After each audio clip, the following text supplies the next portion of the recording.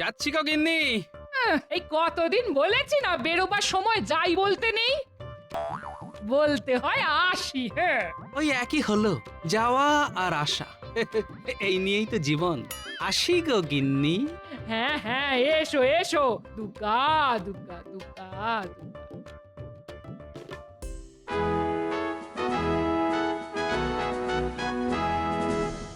এই যে সব জানতা গামছাওয়ালা এলেন। তাই নাকি মন্ত্রী মশাই?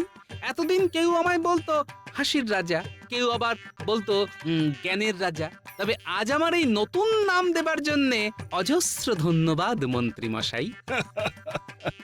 আচ্ছা মন্ত্রী, গোপালকে তুমি হঠাৎ সব জানতা গামছাওয়ালা বললে কেন? প্রথমত, জানুক আর না জানুক, গোপাল সর্বদা এমন একটা ভান করে যে ও সব জানে। দ্বিতীয়ত, আপনার সভাসদ হয়েও সব সময় গলায় একটা গামছা ঝুলিয়ে ঘুরে বেড়ায়। দেখে মনে হয় যেন গামছার চলমান বিজ্ঞাপন। হ্যাঁ, আহ আহ আহ আহ। দেখুন মন্ত্রী মশাই, আমি সব জানতা কিনা জানি না, আর আচার আচরণও সেটা কখনো প্রকাশও করি না। কিন্তু আমার গলার গামছা নিয়ে আপনার কি কোনো আপত্তি আছে? মন্ত্রীর না থাকলেও আমার আছে। কেন মহারাজ? আবার জিজ্ঞাসা করছো কেন? আরে রাজসভার চারদিকটা একবার ভালো করে চোখ ঘুরিয়ে দেখো তো। হ্যাঁ মহারাজ, দেখেছি। কি দেখলে? নতুন কিছুই নয়। পোশাকগুলোর দিকে তোমার নজর পড়লো না? কি করে পড়বে মহারাজ? আসলে গোপালের নজর যে বড় ছোট। আহ, এটা অবশ্য তুমি ঠিক কথাই বলেছ মন্ত্রী। আট পরে খেটে ধুতি, কম দামি ফতুয়া আর গলায় গামছা ঝুলিয়ে নিত্যদিন রাজসভায় আসো। লজ্জায় একেবারে মাথা কাটা যায় আমার। আচ্ছা গোপাল, এরকম পোশাক পরতে তোমার রুচিতে বাধে না? কেন বাঁধবে মহারাজ? আসলে এরকম পোশাক কখনো পরেননি তো, তাই বুঝতে পারছেন না এই হালকা পোশাকে কত আরাম। হ্যাঁ, এই পোশাকে আরাম? আরাম নয়, পাতলা ফতুয়া দিয়ে ফুরফুর করে হাওয়া ঢোকে, তাই গরম লাগে না। এদিকে এই যে খেটে ধুতি, বর্ষাকালে পথে ঘাটে জল জমলে টুক করে শুধু গুটিয়ে নাও, ব্যাস, কাদা লাগার ভয় নেই। আর গলার ওই গামছা? চড়া রোদ উঠলে পাট করে মাথায় চাপা দাও, ছাতা লাগবে না। আর ঝপ করে বৃষ্টি এসে সারা শরীর ভিজিয়ে দিলে চট করে গামছা দিয়ে মুছে নাও। কত আরাম। ওসব আরাম হারাম আমি বুঝি না। কাল থেকে তোমায় ঝকঝকে পোশাক পরে রাজসভায় আসতে হবে। ধরে নাও, এটা আমার আদেশ। পারবো না মহারাজ। এই আমার মুখের ওপর এত বড় কথা! কত বড় দুঃসাহস! হ্যাঁ, ঠিক আছে, ঠিক আছে। আমার আদেশ মতো পোশাক যতদিন না পরে আসতে পারবে ততদিন আর রাজসভা মুখ হবে না। যাও যাও, দূর হয়ে যাও, দূর হয়ে যাও আমার সামনে থেকে। ঠিক আছে, তাই যাচ্ছি। তবে যাবার সময় বলে যাই মহারাজ, আজ আমার যে পোশাক নিয়ে নিন্দেমন্দ করছেন, একদিন হয়তো সেই পোশাকেরই গুণগান করতে হবে আপনাকে। মন্ত্রী, বলুন মহারাজ। কাছে এসো, কথা আছে। কি গো, ঠিকঠাক কাজ হবে তো? দেখুন না কি করি। কিরে, পারবি তো? ঠিক পারবো। তাহলে ওর পেছনে ছায়ার মতো লেগে থাক। ঠিক আছে।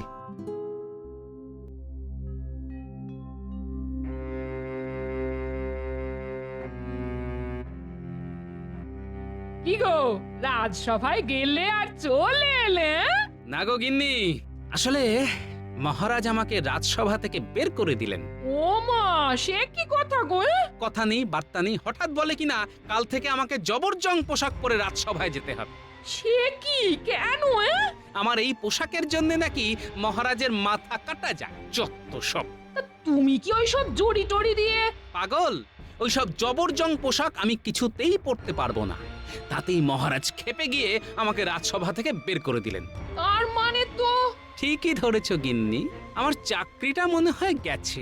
এই চাকরি যাওয়া মানে তো বেতন বন্ধ। আরে বেতন বন্ধ হলে আমাদের চলবে কি করে গো? তুমি অত ভেবো না তো।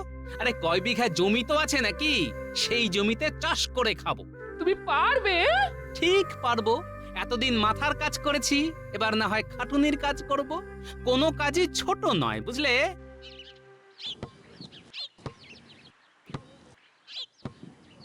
কি গো সব জানতা গামছাওয়ালা, শেষে কিনা সবজিওয়ালা হয়ে যাবে? তাই তোমাকে দেখে আজ একটা কথা বড় বেশি করে মনে পড়ে যাচ্ছে। কি কথা? ছিলে তুমি বিদূষক, সদাই মুখে হাসি, আজ শুধু কপাল দোষে হয়ে গেছো চাষি। আহ আহ আহ আহ। দেখুন মশাই, কথা শেষ হয়ে থাকলে এখন এখান থেকে মানে মানে কেটে পড়ুন। তোমার গুমর এখনো ভাঙেনি দেখছি। শেষে যখন চোখের জলে নাকের জলে হবে তখন বুঝবে মজা। হুম। শোন, সূর্যি একেবারে মাথার উপর চড়েছে, তোরা সকলে এখন বাড়ি যা। কাল কিন্তু পাঠশালা শেষ করে আবার আসবো। ঠিক আছে ঠিক আছে, এখন তো যা। না, আমারও বড্ড ক্লান্ত লাগছে। যাই, আমিও বাড়ি যাই।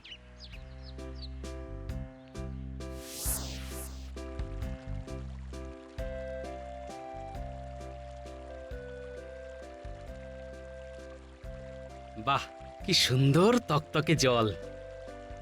এতক্ষণ কোদাল চালিয়ে সারা শরীর কেমন তেতে গেছে।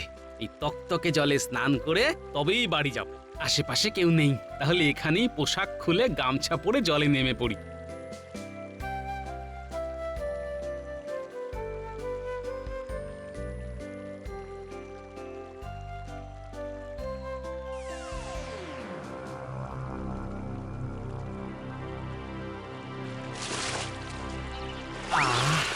কি ঠান্ডা জল, টলটলে জলে থলথলে ভুঁড়িটা ডুবিয়ে কি আরাম। আহা, এ কি? এলে, আমার ধুতি ফতুয়া কোথায় গেল? কে নিল? মনে হচ্ছে কোনো বদমাশ আমাকে জব্দ করার জন্য ধুতি ফতুয়া নিয়ে পালিয়ে গেছে। ঠিক আছে, তাতে আমার ভারী বইই গেল। ধুতি ফতুয়া গেছে তো কি হয়েছে, পরনের গামছাটা তো আছে, এটা পরেই বাড়ি চলে যাব।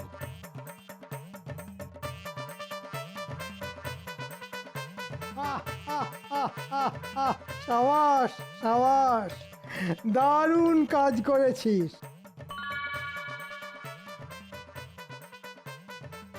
এ কি বলি, পরনে শুধু গামছা কেন? ধুতি ফতুয়া কোথায় গেল? স্নান করতে পুকুরে নেমেছিলাম, সেই ফাঁকে কোন হতভাগা এসে তোমায় গামছা পরিয়ে দিয়ে চলে গেল। হায় হায় হায়, চাকরিও গেছে, এখন ধুতি ফতুয়াও গেল। কি করবে এখন? দাও তো, এখন পেট ভরে চারটি ভাত দাও দেখি। কথা ছিড়ি দেখো, পরনের পোশাক চলে গেল আর ইনি পেট ভরে ভাত খাওয়ার কথা বলছেন। হ্যাঁ বলছি তো, এখন ভাত খেয়ে ঘুমাবো, তারপর যা করার কাল করব।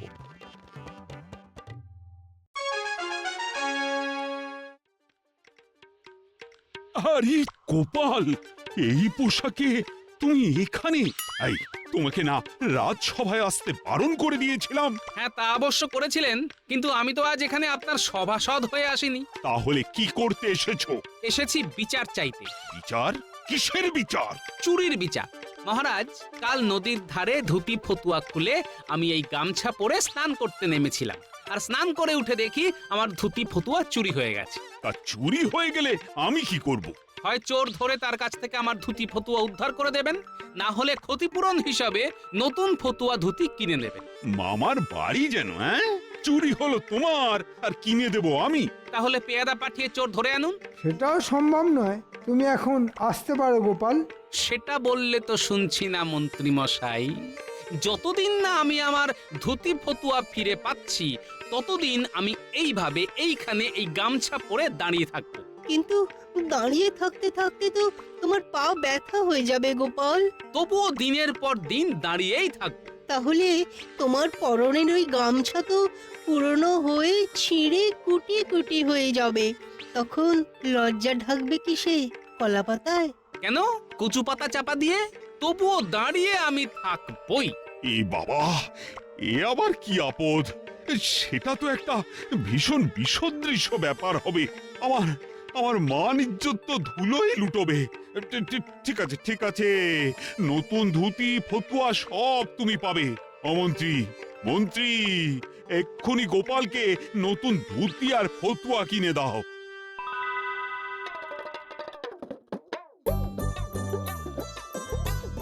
গিন্নি, ও গিন্নি, আরে কোথায় গেলে গো? ও মা গো, গেলে শুধু গামছা পরে আর ফিরে এলে নতুন ধুতি ফতুয়া পরে? কে দিল? গামছা পরে সোজা চলে গেলাম রাজসভায়। আর রাজসভার মধ্যে আমার সেই অর্ধ উলঙ্গ রূপ দেখে মহারাজ কিনে দিতে বাধ্য হলেন। বাবা, আমি হলাম গোপাল ভাঁড়, আমাকে জব্দ করা অত সহজ নয়। দাও দাও দাও দাও দাও, ভাত দাও, ভাত দাও, বড্ড খিদে পেয়েছে। মহারাজ, এটা কিন্তু আপনি ঠিক করছেন না। কে কি পোশাক পরবে সেটা তার নিজের ব্যাপার। এই নিয়ে গোপালের সঙ্গে বিবাদ করাটা কিন্তু মোটেও উচিত নয়। একদিনের জন্যও অন্তত ঝকঝকে পোশাক পরে রাজসভায় আসতে তো পারতো। তবে গোপাল রাজসভায় না এলে আপনারই কিন্তু ক্ষতি হবে, এই আমি বলে দিলাম। জ্বলে যাচ্ছে উজি, জ্বলে যাচ্ছে, আমার সর্বাঙ্গ জ্বলে যাচ্ছে। কেন কেন জাহাপানা, কেন জ্বলে যাচ্ছে কেন? রাগে উজি, রাগে। ও রাগে? কার ওপর রাগে জাহাপানা? একবার শুধু মুখ দিয়ে তার নামটা প্রকাশ করুন, তলোয়ারের এক কোপে যদি তার ঘাড় থেকে মাথা আলাদা করে না দিয়েছি তো। আরে দূর, অন্য কারোর ওপর নয়, রাগ হচ্ছে আমার নিজের ওপর। কেন কেন জাহাপানা, নিজের ওপর কেন রাগ হচ্ছে? হ্যাঁ, নিজের ওপর রাগ হচ্ছে কেন? বুঝবো, আবার জিজ্ঞেস করছো কেন? আজ এতগুলো বছর ধরে এত চেষ্টা করেও বেটাকে কাবু করা গেল না। কাকে কাবু করার কথা বলছেন বলুন তো? সেটাই তো মাথায় আসছে না। আরে বেল্লি, মাথা থাকলে তবেই তো বুঝবে কার কথা বলছি। বলছি কৃষ্ণচন্দ্রের কথা। কৃষ্ণচন্দ্র? হ্যাঁ, কৃষ্ণচন্দ্র। আরে আমার কতদিনের স্বাদ ওই কৃষ্ণচন্দ্রকে কাবু করে কৃষ্ণনগর দখল করব, কিন্তু বারে বারেই কি যুদ্ধ, কি বুদ্ধি, সবেতেই হেরে যাই আমি। সে আর কি করবেন হুজুর, যার যেমন নসিব। খামোশ! আমি তমাম বাংলার নবাব, নিজের নসিব আমি নিজেই বানাই। শোনো উজির, কৃষ্ণচন্দ্রকে কাবু করার জন্য একটা জবরদস্ত ফন্দি আঁটতে হবে তোমায়। পারলে ইনাম পাবে, আর না পারলে গর্দান যাবে। আপনি আপনি কি কি কি কি কি কথা বলছেন জাহাপানা? না পারলে গর্দান যাবে? হ্যাঁ, গর্দান, গর্দান নিয়ে গুম করে দেবো তোমায়। ইয়াল্লা, মাথায় এসে গেছে। কি? ওই যে বললেন না গুম, জাহাপানা কৃষ্ণচন্দ্রকে গুম করে দিতে হবে। বহুত খুব। তা কিভাবে গুম করবে?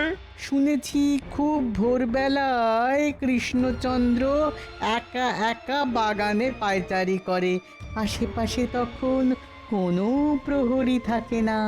হ্যাঁ, কথাটা আমি শুনেছি বটে। যদি দুজন গুপ্তচর পাঠিয়ে ওই সময় কৃষ্ণচন্দ্রকে তার বাগান থেকে গুম করে ফেলা যায়। হ্যাঁ, খুব ভালো বন্দি, কিন্তু তারপর কি করবে? বেটাকে আমাদের মুর্শিদাবাদে তুলে এনে ভয় দেখিয়ে যদি ওর বিষয় আশয় লিখিয়ে নেওয়া যায়, তাহলে কেমন জমবে বলুন তো ব্যাপারটা? হ্যাঁ, বহুত জমে যাবে। তাহলে আর দেরি করছো কেন? যাও, যত তাড়াতাড়ি পারো সব ব্যবস্থা করে ফেলো। কিন্তু আমার ইনাম? পাবে, ইনামে ভরিয়ে দেবো তোমায়।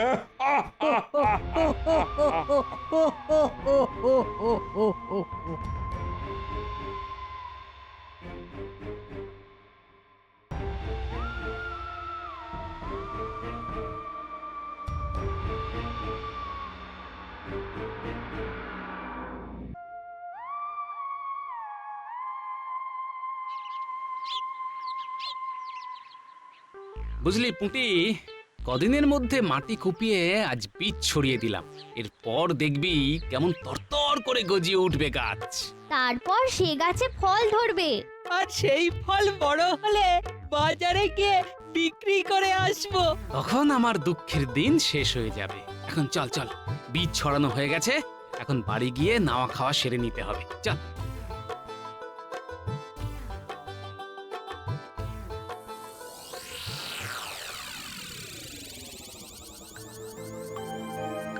শোন, মহারাজের আদেশ মতো জমিতে ছড়ানো সব বীজ এমনভাবে ওলট পালট করে দিতে হবে যাতে একটা বীজ থেকেও গাছ না বেরোতে পারে। ঠিক আছে মন্ত্রী মশাই, কোনো চিন্তা করবেন না, সব হয়ে যাবে।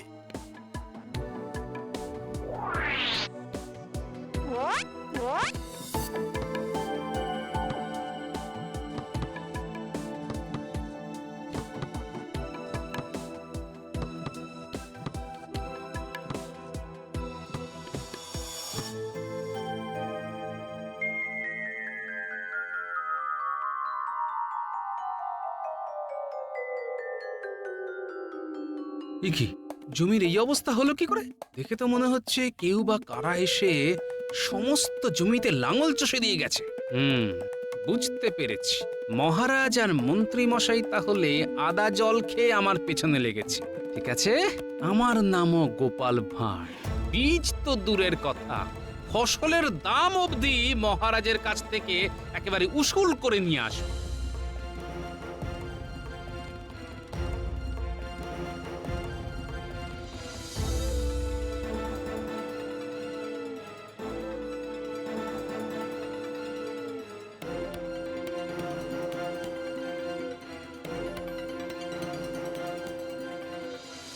কি ব্যাপার, পথ আটকে দাঁড়ালে কেন?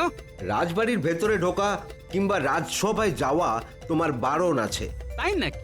তা কার আদেশে? মহারাজ আর মন্ত্রী মশাইয়ের আদেশ। তার মানে আটঘাট বেঁধেই সব করা হচ্ছে। আচ্ছা ঠিক আছে, আমি তাহলে ফিরেই যাচ্ছি। আমাদের কোনো দোষ নিও না গোপাল দাদা। না না, তোমরা আর কি করবে? তোমরা তো সব হুকুমের দাস।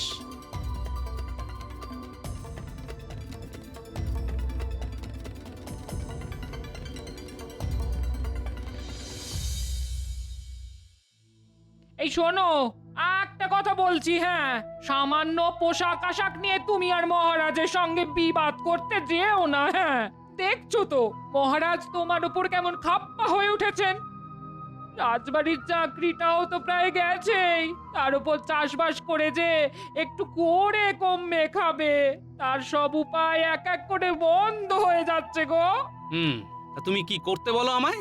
বলছি কি, মহারাজের কথা মেনে তার পছন্দের পোশাকই না হয় পরো। অসম্ভব! কারো অন্যায় আবদার মেনে নিজের পছন্দের পোশাক আমি কোনো মতেই পাল্টাতে পারবো না। এই আমার শেষ কথা, ব্যাস। এই দেখো, দুম করে রেগে গিয়ে ঘর থেকে বেরিয়ে চলে গেল। হায় ভগবান, এই গোয়ার গোবিন্দ মানুষটাকে নিয়ে যে আমি কি করি।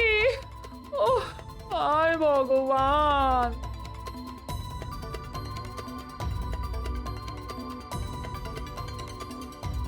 কাল রাজসভায় ঢুকতে দেয়নি, কিন্তু মহারাজের বাগান তো আছে। আজ বাগানে ঢুকে মহারাজের সঙ্গে একটা হেস্তনেস্ত করতেই হবে।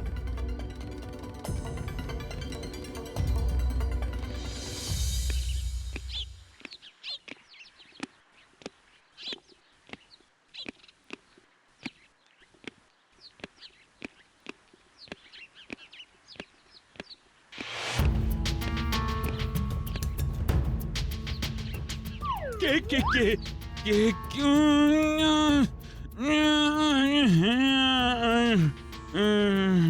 আরে এরা কারা? মহারাজকে এভাবে টানতে টানতে নিয়ে যাচ্ছে কেন? নিশ্চয়ই কোনো গোলমাল আছে। এই তোরা কারা? মহারাজকে এভাবে টেনে নিয়ে যাচ্ছিস কেন? বেশি কথা বললে মেরে টাক ফাটিয়ে দেবো। তাই নাকি? তাহলে দেখ কে কার টাক ফাটায়।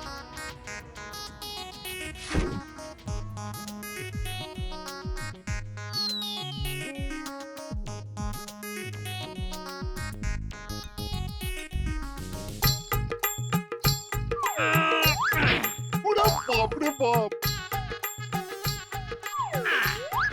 ওরে নাক পেটে গেল, নাক পেটে গেল। রক্ষী, রক্ষী, রক্ষী, এক্ষুনি এই বদমাস দুটোকে দড়ি দিয়ে বেঁধে ফেল।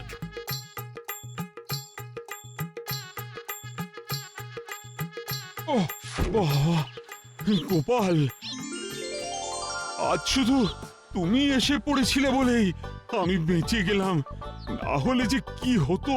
কিন্তু এদেরকে পাঠিয়েছে বলো তো? কিরে বেটারা, তোদের কে পাঠিয়েছে বল, বল।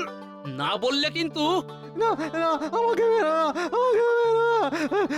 আর এক লাগলে সব ফুটি ফাটা হয়ে মরে যাব। আর মেরো না, মেরো না, মেরো না, মেরো না। তাহলে বল কে পাঠিয়েছে? মুর্শিদাবাদে, মুর্শিদাবাদে নবাব। নবাব? যাও, এদের কারাগারে নিয়ে যাও, তারপর আচ্ছা করে থেতো করে এদের আবার নবাবের কাছে পাঠিয়ে দেব। শোন বেটারা, তোদের নবাবকে গিয়ে বলবি এই গোপাল যতদিন বেঁচে আছে ততদিন মহারাজের কোনো ক্ষতি করা ওই বুড়ো নবাবের পক্ষে সম্ভব নয়। যাও, নিয়ে যাও এদের। গোপাল, গোপাল, কি কি বলে যে তোমায় ধন্যবাদ দেব?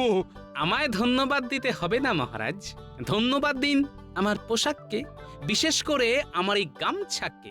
মহারাজ, এই গামছা দিয়ে যেমন গা মোছা যায়, গলায় ঝোলালে যেমন মনে হয় উড়নি, তেমনি এর এক প্রান্তে ইট বেঁধে নিলে এটা হয়ে যায় ভীমের গদা।